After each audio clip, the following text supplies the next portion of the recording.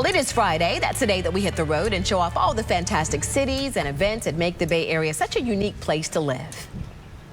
That's right. This morning I'm in downtown St. Pete where the Firestone Grand Prix just hours away from happening. Looking for someone to root for in the Grand Prix? We say look no farther than the hometown favorite. Settling in St. Pete with his wife and 2 kids, Sebastien Bourdais, a 2-time winner here, has his sights set on number 3 this weekend.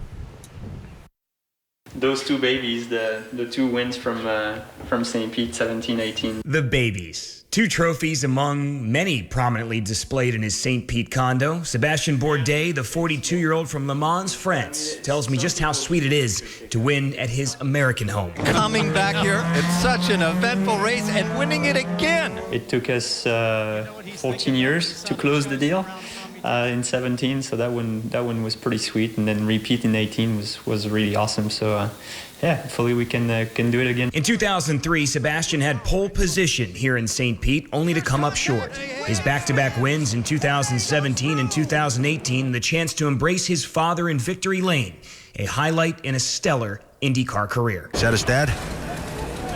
That's great to see. It's just like that big emotional roller coaster, and yeah, it was pretty tough to contain. But yeah, that's why racing is so sweet. You know, it's a human interaction, emotional sport. It's not just like the guy sitting in the race car. On Sunday, these drivers will exceed speeds of 220 miles per hour, but anybody can stomp the gas pedal. So I asked the director of race tire engineering at Firestone what makes a great IndyCar driver. How smooth they are in steering.